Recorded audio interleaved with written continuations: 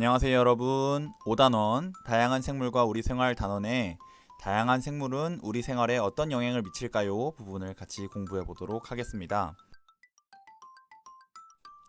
자, 맨 위에는 오늘의 주제인 다양한 생물은 우리 생활에 어떤 영향을 미칠까요? 라는 질문이 나와 있습니다.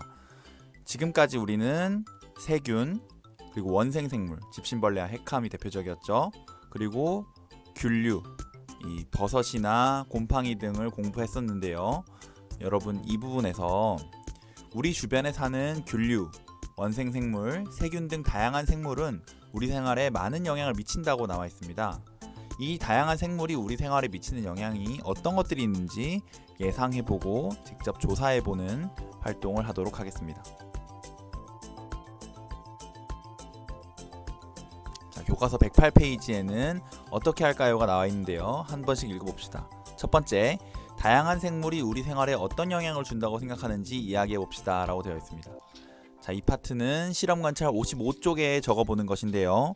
여러분들이 조사를 하기 전에 지금 여러분 생각에 어떤 영향을 주는지 적어보는 것이기 때문에 이 뒷부분을 보기 전에 일시정지를 해두시고 미리 실험 관찰에 적어보도록 하십시오. 자, 다음으로 넘어가 볼까요? 2번, 다양한 생물이 우리 생활에 미치는 이로운 영향과 해로운 영향을 구분하여 조사해 봅시다 라고 되어 있습니다.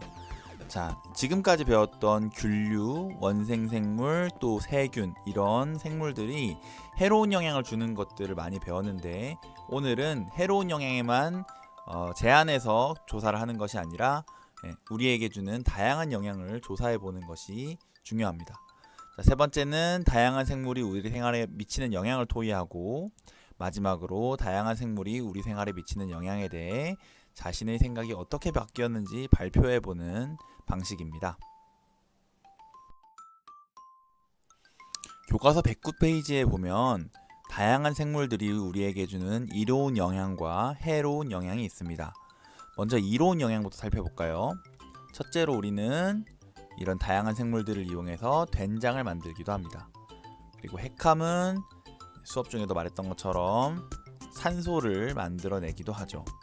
또 요구르트와 같은 음식을 만들 수도 있습니다. 자, 우리 몸에 유익한 세균들이 음식을 만드는 데 사용되는데요. 이 그림 중에선 지금 된장과 요구르트가 유익한 세균을 사용해서 만든 음식이 됩니다. 이렇게 유익한 세균을 먹게 되면 우리 장 속에서 소화를 도와주게 되는데요. 이렇게 소화를 도와주는 세균을 유산균이라고 하기도 합니다. 또 핵함과 같은 원생생물 중에 몇몇 생물들은 산소를 만들어내기도 하죠. 자, 이번에는 다양한 생물들이 우리에게 주는 해로운 영향에 대해서 알아보도록 하겠습니다. 첫 번째로는 이렇게 병든 식물을 볼 수 있겠죠. 지금 이파리가 하얗게 된 것은 세균에 감염되어서 그렇습니다. 그리고 다음과 같이 바다가 빨간색으로 변하는 적조 현상도 볼 수 있습니다.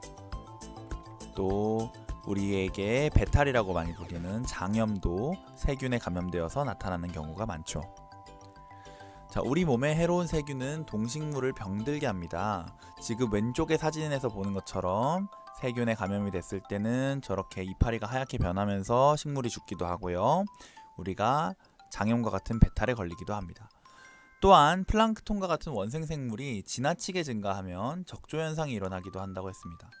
자, 적조현상, 원생생물이 적당히 많아야 하는데 지나치게 많아지면 오히려 바닷속 물고기들이 숨을 쉬기가 힘든 상황이 됩니다. 그래서 적조현상이 일어난 바다에는 물고기들이 많이 죽는 경우가 생기는데요. 이런 원생생물들과 세균들이 우리에게 해로운 영향을 미치기도 하는 것이죠. 자, 위에서 공부한 내용에 대해서 109페이지의 글은 자세하게 설명을 해주고 있습니다. 첫 문단을 볼까요? 이 부분은 이로운 점을 설명하고 있는데요. 균류나 세균은 된장, 치즈, 김치, 요구르트 등 음식을 만드는 데 이용됩니다 라고 되어 있습니다. 우선 음식을 만드는 데 이용되는 걸 볼 수 있네요. 그리고 앞에서 말했다시피 이러한 균류나 세균은 우리 몸에 유익한 균으로 만드는 경우가 많습니다. 그리고 균류와 세균은 죽은 생물을 분해한다고 되어 있네요. 이렇게 해서 지구의 환경을 유지하는 데 도움을 주는 것이죠.